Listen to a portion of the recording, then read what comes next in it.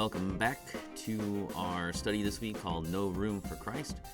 We're talking about the idea that there was no room in the inn for Jesus. And so we're going to take a look at just some different aspects of this. What does that mean, that there was no room?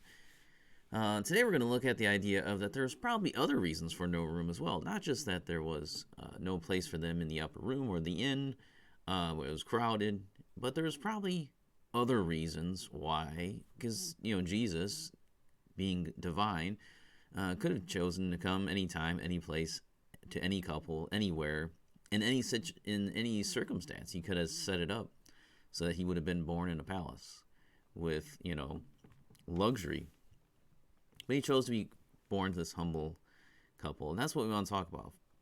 So why are there other reasons for the no room? Well, let's think about that. First, there is his humble entrance. Jesus humbly entered into humanity, into the world.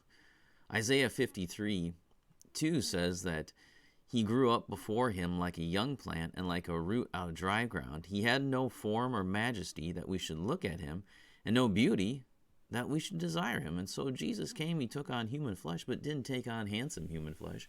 He took on normal, average Joe flesh, which is interesting to think about. And so his humble entrance is another reason why there was no room for the inn. It's to go along with who he was. He grew up like a young plant, like a root out of dry ground. Okay, no big deal.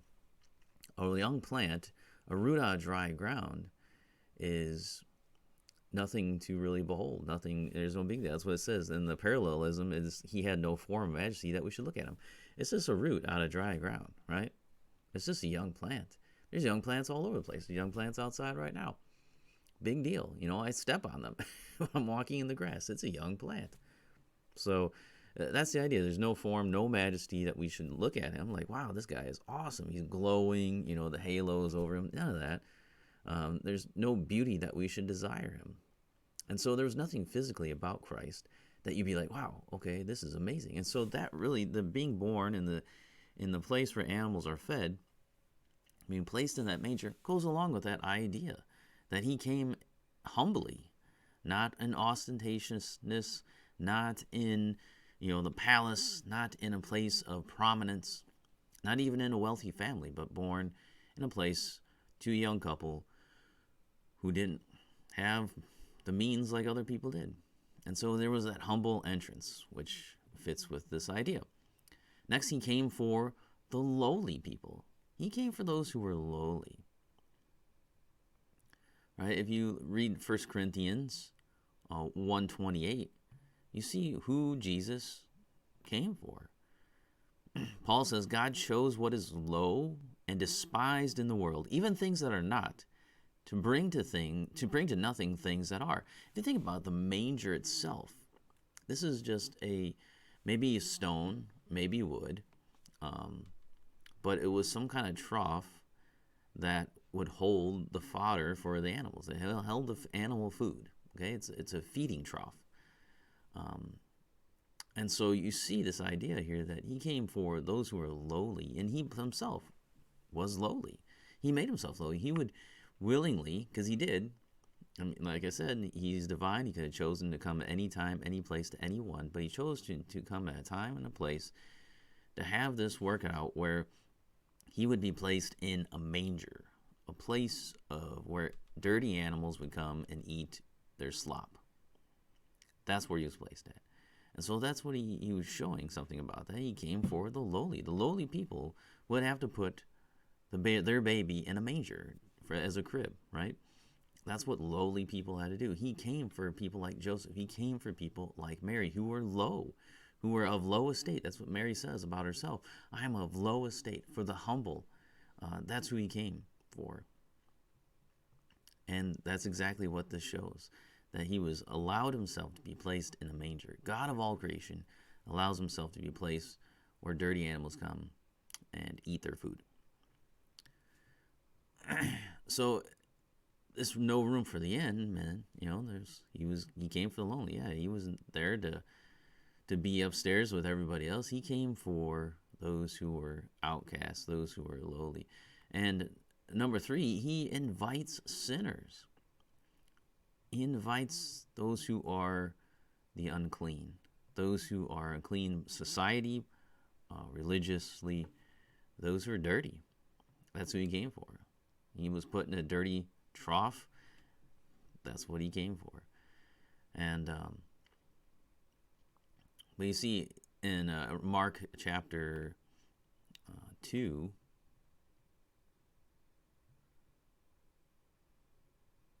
Mark 2:16.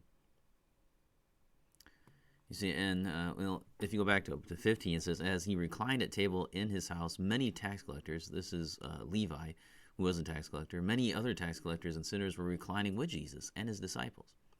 For there were many who followed him. And it says, and the scribes of the Pharisees, when they saw that he was eating with sinners and tax collectors, said to his disciples, why does he eat with tax collectors and sinners? And when Jesus heard it, he said to them, those who are well have no need of a physician, but those who are sick. I came not to call the righteous, but sinners. That's what he came for, he says. So he invites sinners. And the fact that he was laid low like that he was placed in the manger, that there was no room for him in the inn, shows what he came for. He came for those who are sinners, those who are the outliers, right? The fact that you see shepherds being called to come and worship, to come into really the throne room there in the manger before the Almighty King. And here he's inviting, at the very beginning, he's inviting those who are the lowest to come and worship him. And so you see here, there's another reason for there's no room. It's because he came to invite the sinners, not the important people. He didn't really come to invite those who were self-righteous either, like the Pharisees were. He came to invite those who knew that they didn't belong, those who were outcasts, like the tax collectors, those who were sinners. They had done wrong. They had sinned against God and people, but they realized that. I mean, how could they not? Being a tax collector in that society, you knew that you were bad. You were a bad person. And when confronted with Christ, they repented. Many of them did. You see, like Zacchaeus and Levi and many others. It says that many others came too. And so a lot of the tax collectors are like, yeah, we're in need of salvation. We need your help. And that brings us to the point here that, because he was born in the manger and not in a place of privilege, you see that welcomes all classes of people. Every class is welcome to come to Christ. And it's just in the act of humbling himself so much, not only humbling himself on the cross, but all his entire life. You see that. But that invites everyone to come. Turn over to Galatians chapter 3. Verse 8, and it says, and the scripture, foreseeing that God would justify the Gentiles by faith, preached the gospel beforehand to Abraham by saying, in you shall all nations be blessed. So that's the idea here, that the fact that there's no room for him in the inn, that was obviously divinely appointed. It shows us that, everyone is welcome to come. Like there's nothing separating you. What would separate you from going into this place?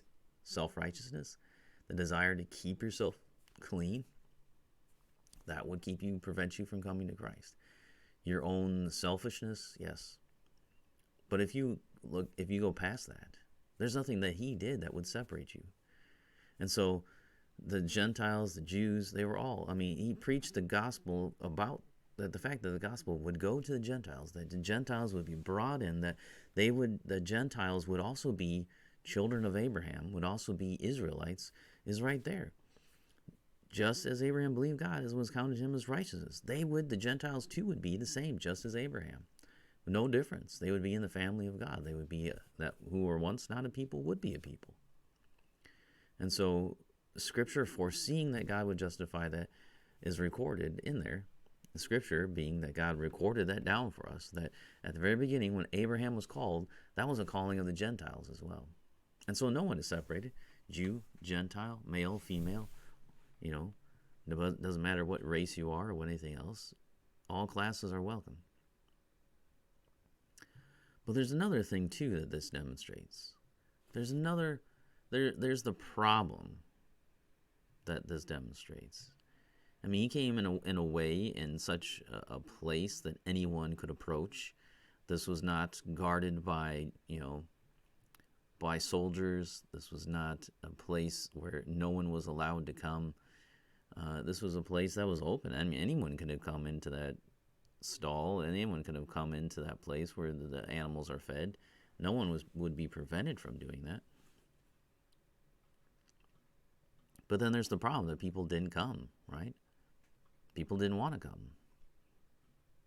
And you see here in Isaiah 1:3, it says, "The ox knows its owner, and the donkey its master's crib," or its master's manger. The donkey knows its master's manger. But Israel does not know. My people do not understand. And that was the problem, right? Jesus came to a place. I mean, even the donkey knows its master's crib, but the Israelites, they didn't know their master's crib. They didn't know the manger. And so right there is a conviction against Israel, against Judah, that they didn't know. The people of Israel didn't understand. They didn't know. Why? Not because he didn't tell them. Right there, he's telling them right there. The ox knows its owner. You are dumber than an ox. The donkey knows its master's manger. You don't even know Jesus' manger. You know your master was laid in a crib. Right? The donkey knows its master's crib. You're stupider than a donkey. That is a zinger right there. So, why? What are some other reasons for there's no room in the inn? Well, obviously God appointed it that way to show us many things. His humble entrance. He came for the lowly. He invites sinners. All classes of people are welcome. The rich and the poor. Doesn't matter what race or ethnicity you are. Doesn't matter if you're male or female. Everyone is welcome to come. And it shows that people were in darkness. People chose darkness. They were dumb. They were dumb in darkness. The darkness had blinded them. They didn't know. And they should have known. And that's the problem. Well, we'll end there for today, and next time we'll look at other places that had no room besides the inn.